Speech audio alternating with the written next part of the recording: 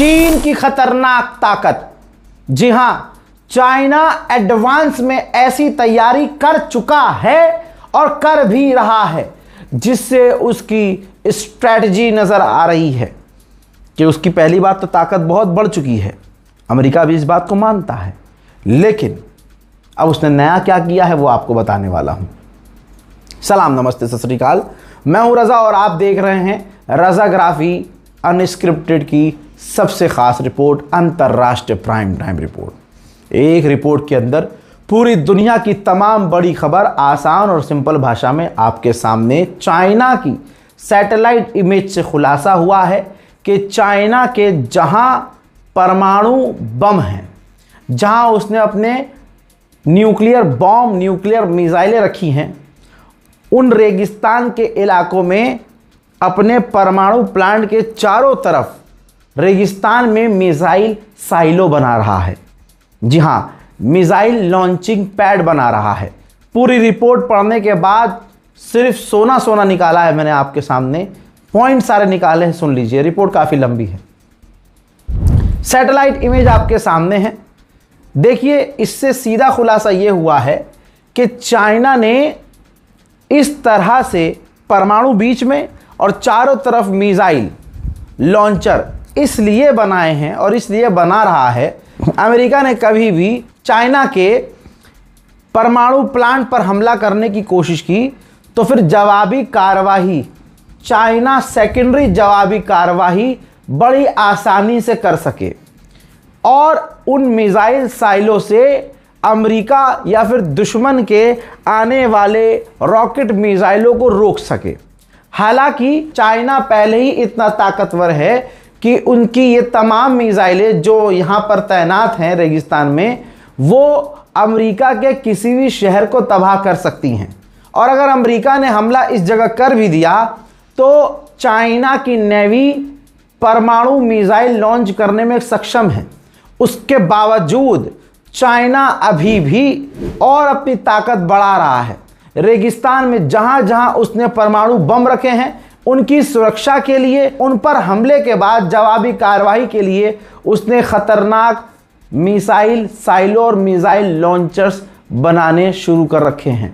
बल्कि यूं कहूं कि 70% उसने बना रखे हैं। अमेरिकी इंटेलिजेंस ने डर जताया है कि क्यूबा के अंदर चाइना से लिंक कुछ कंपनियां हैं जो क्यूबा में हमारी मिलिट्री साइट्स पर नज़र रख रही हैं, जो कि क्यूबा में मौजूद हैं। वो चाइना लिंक कंपनियां तो क्यूबा से अमेरिका की तमाम मिलिट्री एक्टिविटी पर नज़र रख रही हैं। जापान और फिलीपींस ने साउथ चाइना सी को लेकर, बॉर्डर इश्यूज को लेकर, समुद्री बॉर्डर जो होता है उस पर भी बात करना शुरू किया है, जिस पर चीन भड़का है। चाइना ने कहा है कि ये बातचीत ही इलीगल है क्योंकि हमारा साउथ चाइना है, पूरा साउथ चाइना सी हमारा है। तो इस पर जापान और जो फिलीपींस बात कर रहे हैं वो बेकार है। चाइना ने सरकारी तौर से ऐलान कर दिया है कि कनाडा के साथ हमने अपने रिश्ते पूरी तरह से रिस्टोर कर लिए हैं, ठीक कर लिए हैं। अंदर ही अंदर क्या हुआ नहीं पता, लेकिन नेपाल लाइन पर आ गया है। नेपाल ने भारत के विदेश मंत्रालय को इनविटेशन भेज दिया है। जो हमारे मिस्री साहब हैं, जो विदेश मंत्रालय के जो फॉरेन सेक्रेटरी हैं, वो आने वाले कुछ समय में नेपाल जा सकते हैं। मेरे दोस्तों, British think tank IISS, international institute for strategic study, बर्तानिया की एक फर्म है जो सुरक्षा पर ध्यान देती है तमाम देशों के। उसने खुलासा किया है, उसने अपनी सालाना रिपोर्ट में बताया है कि भारतीय सेना एक साथ चाइना की फौज और पाकिस्तान की फौज से लड़ने की तैयारी कर रही है। इंडियन नेवी चीफ ने खुद ऐलान किया है कि चाइना पाकिस्तान के खिलाफ हम समुद्र में अपनी ताकत बढ़ा रहे हैं। इसी तरह से भारतीय फौज के चीफ ऑफ स्टाफ ने साफ कहा है कि ऑपरेशन सिंदूर 2.0 के लिए भारतीय फौज पूरी तरह से तैयार है। ऑपरेशन सिंदूर किया इसलिए गया था ताकि हम बेंचमार्क सेट कर सकें कि भारत को अगर उकसाया जाएगा तो भारत क्या क्या कर सकता है। म्यांमार पर पूरी तरह से कब्जा कर लिया था, आपको याद होगा, वहां की फौज ने। वहां का आर्मी चीफ अब वहां का जबरदस्ती राष्ट्रपति बनकर बैठा हुआ है। सारी दुनिया इसके खिलाफ थी कि ये गलत किया, भाई अपने मुल्क पर कब्जा कर लिया। अब ऐसा कब्जा करके राष्ट्रपति बना हुआ आदमी भारत आया हुआ है। ये देखिए, म्यांमार का राष्ट्रपति जो जबरदस्ती का राष्ट्रपति बन के बैठा है, उसे भारत आने दिया गया है, उसका स्वागत किया गया है बहुत बढ़िया तरीके से। अब आगे मैं क्या कहूँ, पता नहीं कौन सा देश एक और होगा जिस देश का शायद कोई आदमी हो जो वो इसको बहुत पसंद कर रहा है, शायद उसके भी दिमाग में यही प्लान हो। हजरात, वियतनाम से भारत ने ब्रह्मोस मिसाइल बेचने की डील साइन कर दी है और इंडोनेशिया से हमारी डील फाइनल होने वाली है, लास्ट स्टेज है, यानी 2 देशों को हम ब्रह्मोस मिसाइल देने की तैयारी में हैं। उधर पाकिस्तान के राष्ट्रपति ने गांजा फूंक लिया। गांजा फूंकने के बाद कुछ इस तरह के बयान आते ही हैं। पाकिस्तान के राष्ट्रपति ने कहा कि हमने भारत के ऑपरेशन सिंदूर जो कहता है, हमने 8 जहाज भारत के मार गिराए थे और हमने ड्रोन मोदी के घर के ऊपर भेजे थे। जी हाँ, यहाँ राजधानी दिल्ली में मोदी के घर के ऊपर पाकिस्तान ने ड्रोन भेज दिए थे। अबे इन चिमगांडुओं को कौन बताए दिल्ली पुलिस के बारे में। अबे भाई, कबूतर भी कनॉट प्लेस में 2 बार चक्कर काट देता है ना तो दिल्ली पुलिस फंदा फेंक के नीचे उतार देती है, बेटा तू ड्रोन है, कबूतर है, क्या है, समझे। मोदी मोदी के घर पर ड्रोन, तुम्हारी ऐसी की तैसी। दोस्तों सोचिए, पाकिस्तान ने $1.3 मिलियन की डील साइन की है अमेरिका की एक कंपनी के साथ और उसका काम अब अमेरिका में ये होगा, जिसने ठेका लिया है पाकिस्तान से $1.3 मिलियन का, कि पाकिस्तान की इमेज अमेरिका में चमकाई जाएगी, सुधारी जाएगी। उधर अमेरिका के डिफेंस मिनिस्टर ने पाकिस्तान से दोस्ती चुम्मा चाटी का ऐलान, भाई यही रह गया, भाई यही ऐलान बाकी तुम्हारा। एक बार फिर से अमेरिका के डिफेंस मिनिस्टर ने ऐलान किया है कि पाकिस्तान के साथ अमेरिका की हमारी दोस्ती ट्रू फ्रेंडशिप की तरह है, बढ़ रही है ट्रू फ्रेंडशिप की तरह। The final question was about India, Pakistan, and I mentioned India here, but I very easily could have mentioned Pakistan and the role that the Field Marshal and the Prime Minister are playing in peace negotiations. I think an unexpected development and a true friendship developing there, which I think is important. And you saw that in the ability of the President to come together on brokering a peace between India and Pakistan, 2 nuclear-capable countries. इन्होंने आगे ये भी कहा कि China अपनी फौज बढ़ा रहा है, इस वजह से इंडो पैसिफिक इलाके में हम अपनी फौज तैनात रखेंगे। कई सारे देश चिंता में हैं कि चाइना तेजी से अपनी फौज बढ़ा रहा है, लिहाजा हम भी अपनी मिलिट्री का बजट तेजी से बढ़ाने वाले हैं। एक ग्रुप है 3 देशों का, UK US, Australia, UK Britain और यूएस अमेरिका, तीनों देश मिलकर अब अंडर वाटर ड्रोन भी बनाएंगे। मैंने आपको कल बताया था कि तालिबान और रशिया ने डिफेंस एग्रीमेंट साइन कर लिया है। रशिया से डिफेंस एग्रीमेंट साइन करने के बाद तालिबान के डिफेंस मिनिस्टर जब वापस काबुल पहुंचे हैं तो उन्होंने बयान दिया है कि हम रशिया से एयर डिफेंस सिस्टम खरीदेंगे।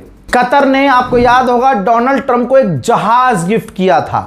कहा जा रहा है दुनिया का सबसे महंगा जहाज और एडवांस तरीन जहाज है।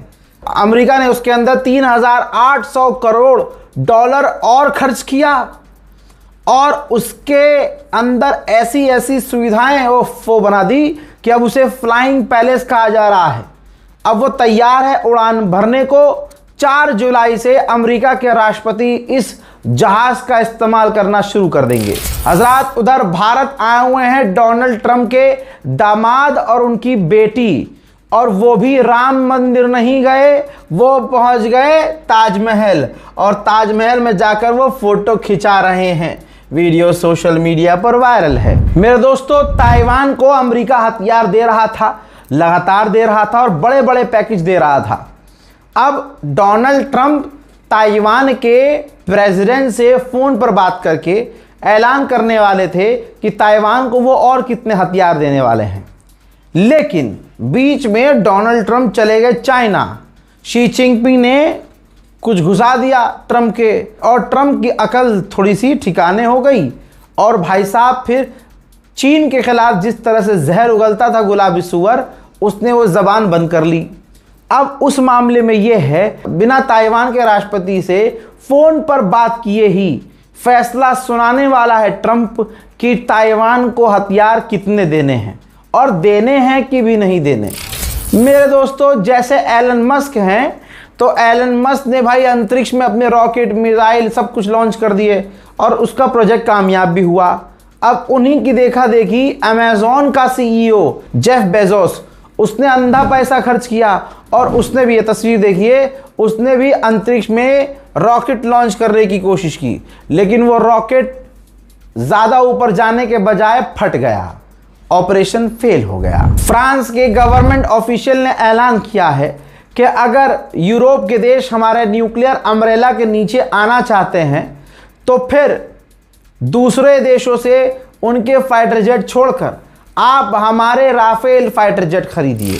रूस और यूक्रेन की भी अब जानकारी लेते जाइए। एक ही रिपोर्ट के अंदर मैं आपको इंटरनेशनल और यूक्रेन और रूस की जंग की जानकारी भी दे रहा हूं। सुनिए मामला क्या हुआ है। मामला बहुत ज़्यादा ख़राब हो गया, गंभीर मामला है। हुआ यह है कि यूक्रेन की इतनी हिम्मत बढ़ गई कि ज़ैपोरिज़िया, जो यूक्रेन का ही इलाका था लेकिन रशिया ने उस पर कब्जा किया था, पूरे यूरोप का सबसे बड़ा न्यूक्लियर पावर प्लांट यूक्रेन के इसी ज़ैपोरिज़िया शहर में था। अब ये ज़ैपोरिज़िया रूस के कंट्रोल में चला गया तो फिर ऑटोमेटिकली वो power plant, nuclear power plant भी चला गया रूस के कब्जे में। अब यूक्रेन ने क्या किया, अपने ही ज़ैपोरिज़िया के न्यूक्लियर पावर प्लांट पर हमला कर दिया। समझे?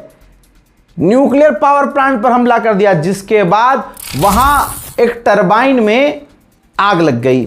एक खतरनाक इंसिडेंट ये जानबूझकर ज़ेलेंस्की ने करवाया, जिसके बाद ये देखिए IAEA ने वार्निंग जारी कर दी और साफ साफ कह दिया, अगर वहां से गैस या कोई केमिकल लीक होना शुरू हुआ तो कोई भी जगह रहने लायक नहीं होगी। ये आग से खेला जा रहा है, परमाणु है, मजाक नहीं। 2 दिन पहले बड़ा एक और कांड हुआ रोमानिया के अंदर। ये देखिए, रोमानिया के अंदर एक ड्रोन जाकर रेसिडेंटल बिल्डिंग में हिट हो गया। अब उसमें 2 लोग बुरी तरह से घायल हो गए, जिसके बाद पूरा यूरोप रशिया पे भड़क गया। यहां तक कि रोमानिया ने रशियन एम्बेसडर को अपने मुल्क से निकाल दिया। उसके बाद व्लादिमीर पुतिन का बयान आया, जिस बयान में उन्होंने कहा कि वो ड्रोन का जो मलबा गिरा है वो आप हमें दीजिए, हम जांच करेंगे और पता लगाएंगे कि वो ड्रोन किसका है। यूरोप में जितने भी ड्रोन जाकर गिर रहे हैं वो यूक्रेन के हैं, हमारे नहीं। रूस के पूर्व राष्ट्रपति ने धमकी दी है यूरोप के नागरिकों को, कहा कि वो यूरोप के नागरिक ध्यान से सुन ले कि तुम्हारा जो देश है वो, यानी पूरा यूरोप और तमाम यूरोप के नागरिक सुन लें, तुम्हारा देश रूस के खिलाफ जंग में उतर गया है।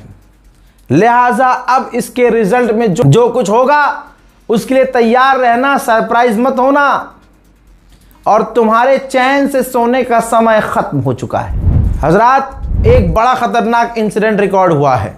रूस का एक फौज का कारवान जा रहा था, यूक्रेन का एक ड्रोन आया, बहुत करीब था, उसे मार गिराया। अचानक पीछे से दूसरा ड्रोन आया और रूस के फौज के ट्रक पर टकरा गया।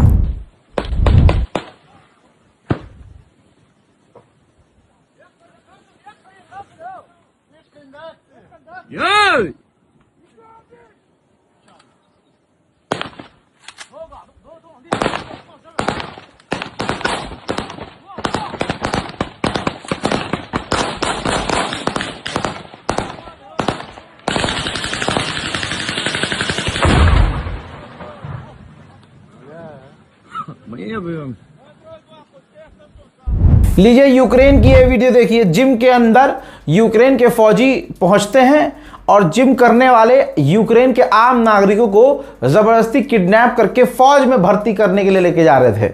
लेकिन भाई वो जिम वाले थे, उन्होंने उल्टा अपने फौजियों को ही पेल दिया। अब देखिए जर्मनी ने क्या कहा। जर्मनी ने कहा कि हम सपोर्ट कर रहे हैं यूक्रेन का, जो यूक्रेन रूस के काफी अंदर तक हमले कर रहा है।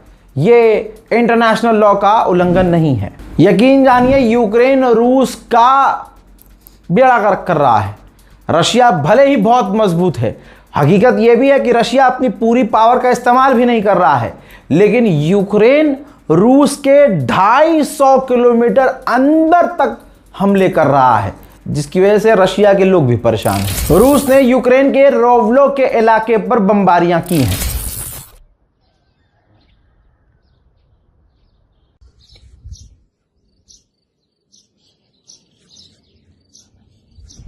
यूक्रेन यही करता है, ज़ेलेंस्की यही करता है। साला पहले खुद रूस पर बड़े हमले कर देगा, फिर रोने लगेगा कि यूक्रेन पर बड़े हमले की तैयारी में रूस है, रूस बड़ा हमला करने वाला है। अबे 250 किलोमीटर अंदर घुस के तुम हमला कर रहे हो। तुम्हारे समर्थक देश कह रहे हैं कि रूस के अंदर तक हमला जो यूक्रेन कर रहा है वो गलत नहीं कर रहा है, और तुम रोने लगते हो तुरंत कि रशिया पलटवार करेगा, वो बहुत बड़े हमले की तैयारी में है। ये ज़ेलेंस्की का दोगलापन है। हजरात उधर इटली रोमानिया के अंदर कई सारे फाइटर जेट फौज तैनात करने की तैयारी में है। हजरात रूस के क्रीमिया के इलाके में तेल गैसोलीन की कमी नजर आ रही है। ये देखिए क्रीमिया के इलाके में लंबी कतार लगी हुई है, गाड़ियां पेट्रोल डीजल के लिए लाइन में लगी हुई हैं। रिपोर्ट यह है कि अमेरिकी रोबोट यूक्रेन पहुंच चुके हैं। कहा जा रहा है कि ये ट्रांसपोर्ट के लिए इस्तेमाल होंगे, जंग के लिए नहीं। लेकिन अमेरिका पर हम क्यों भरोसा करें, यूक्रेन पर भरोसा हम क्यों करें? यह भी तो हो सकता है कि अब यूक्रेन की जंग में रोबोट यूक्रेन की तरफ से रशिया से लड़ते हुए नजर आए। लिथुआनिया के डिफेंस मिनिस्टर ने कहा चाइना, नॉर्थ कोरिया और ईरान के बिना रशिया यूक्रेन से नहीं लड़ सकता था।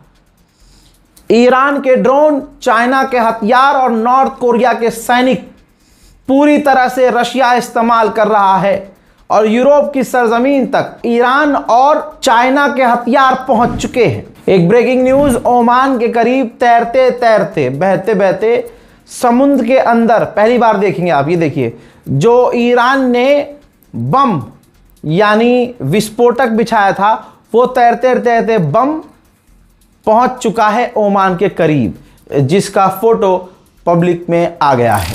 मेरे दोस्तों उधर ईरान ने देखिए कहां से कहां पहुंच गए हम अचानक से, यूक्रेन रूस से, लेकिन ब्रेकिंग न्यूज आ रही है इसलिए दिखा रहा हूं। ये देखिए ईरान ने 27 रजब नाम की अपनी फास्ट बोट दिखाई है, सबसे तेज दौड़ने वाली बोट दिखाई है।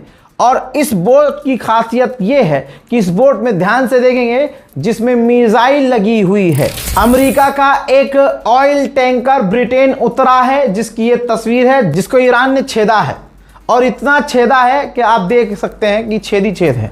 जिन छेदों को टेम्परेरी भरा गया है, अब ये ब्रिटेन से उड़ान भर के अमेरिका जाएंगे, जहां इन्हें रिपेयर किया जाएगा। मोहतरम हजरात नाजरीन, अंतरराष्ट्रीय प्राइम टाइम रिपोर्ट में आज और अभी के लिए इतना ही। इस रिपोर्ट को शेयर कीजिएगा, अपनी राय कमेंट में जरूर लिखिएगा। जय हिंद।